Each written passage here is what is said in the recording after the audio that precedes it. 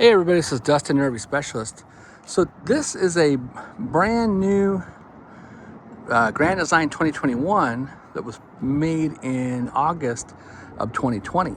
And so I have I go to a chiropractor, and this is actually a chiropractor, my doctor, but also my friend.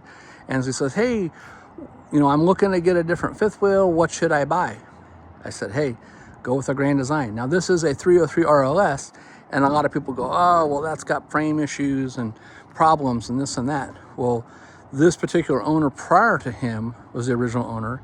He took exceptional care of this. There's some maintenance stuff that needs to be done. There's some suspension stuff that needs to be done from normal use. But they actually went in and had all the frame stuff repaired prior to it coming here from a local dealership. They did a pretty good job at it, so no knocking on anybody. I mean, we're just we like to dot the I's and cross the T's and make sure that it's as perfect as all possible. But anyways, so Mike, when you do see this video, I went through and I did my free exterior evaluation. I checked out everything on the roof. I gave you a list of some things that are suggestions and recommendations. I'll just recap on those. So because this is a 2020, it was produced in August of 2020. This August, it will be 6 years old. And so I looked at both of the roof air conditioners. They're both a little bit on the dirty side. They need to be cleaned and maintained. Because of the age, every 5 years, we recommend that you replace the neoprene gaskets underneath. If you're an owner and you're hearing this, those gaskets, depending on how much you use them and how much you're traveling, need to be retorqued at least once a year or once every 2 years. Same thing with depending on how much you're using them. They need to be blown out, cleaned out, check all your connections, check for voltages. There's certain ones that have things that need to be lubricated on them. Make sure that none of your covers are backing loose or coming loose on them and whatnot. Overall, your roof looked really good. It still looks like it's the original sealant. It's not failed because it was actually fairly well taken care of as far as like the roof membrane was being cleaned and treated. The sealants do need to have a good scrub on them, but within the next year or two, you're probably going to be looking at a full roof reseal. I don't know. I think they kept this under a cover. It's, I think, what the owner that dropped it off said. But you can tell by just in the fender skirts and whatnot that they had been using all the 303 products like we had always advised about. They've been waxing it, keeping it clean. There wasn't a lot of sealants that had been failing. There was areas where they went and doctored up and touched up. Same thing with the roof. They touched up and doctored up some stuff in the front cap and the rear cap and different little areas. But overall, the unit's pretty good shape. They upgraded the compartment door locks to custom. Same thing with the entry door.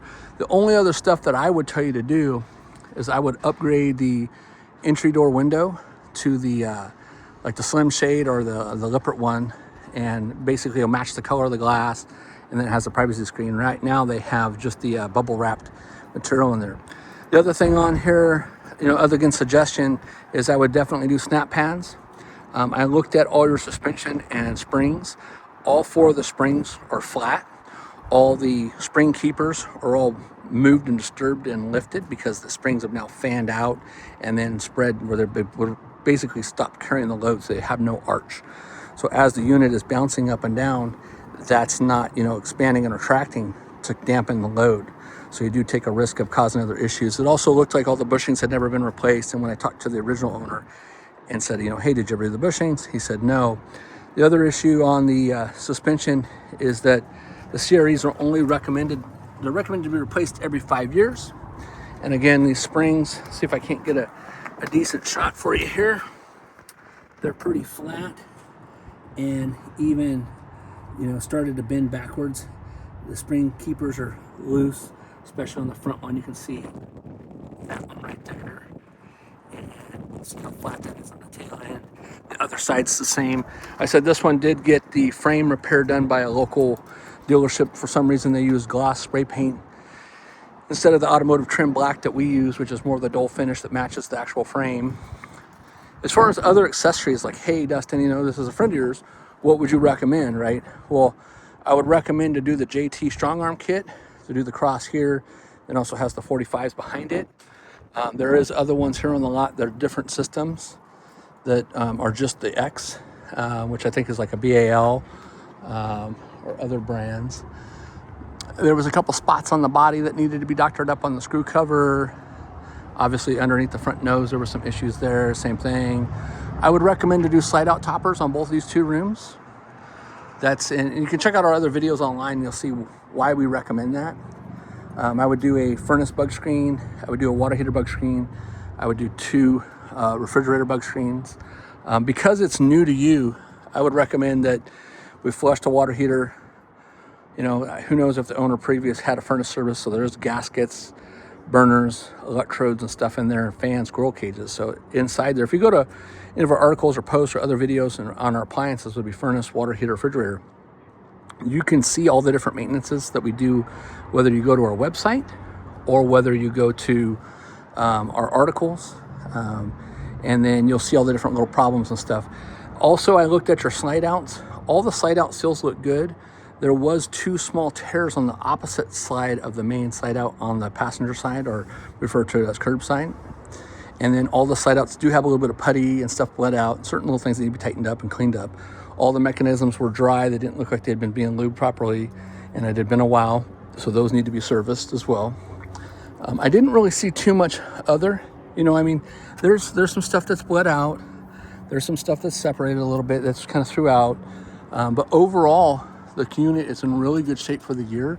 Like I said, I can tell that they've been putting the UV treatment on, you know, because of the glossiness to it in the slick. They've been putting UV treatment on all the rubbers, just like we always talk about.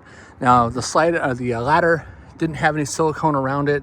Again, when we say, you know, whether it be RV grade sealant, right? Because you guys that hear silicone freak out and go, oh my God. So there is, you know, factory installed silicone, but it's an RV grade. That's used as a deflection. Right? We don't want the water to go up in there, so we want it to hit and run off and deflect. So same thing around the ladder stations. There's nothing there to protect it, right? Behind this wall is just a couple pieces of wood that's usually OSB, and when the water hits the screws and runs in, it'll rot the wood and damage it or rust the screws. So we want it to deflect off there. You know, I checked all your S-locks to make sure I didn't see any separations. All the screws look like they've been added good. I didn't see any cracks in the fender skirts. There might have been a small one on the other side, but overall looked good. You'd asked about, you know, upgrading the steps. Well, these steps are actually really nice, and they actually have the lipper drop down on it. So I'll show you in that too. And that guy right there. So we recommend those all the time so that when the step is down, you can stabilize it, make it better. But other than that, everything looks good. You know, the suspension, some maintenance. I would definitely do a wheel bearing pack. I would do a fresh water service where we flush out and sanitize all the lines and the tank.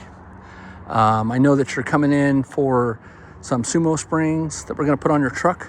And then you do have an Anderson hitch, so we don't know, depending on once we put that hitch in your truck, which way the ball needs to be turned. So this spaces it back about, I think, 5 inches. I don't remember. I have to go back to the book. And you can turn it forward as well to extend it further back. So, all right, well, stay tuned for more. Again, this is Dustin, RV Specialist, and I was just doing this as a courtesy for friend doctor, and especially, you know, when he's cracking your neck. You don't want to make him mad because he could just kill you.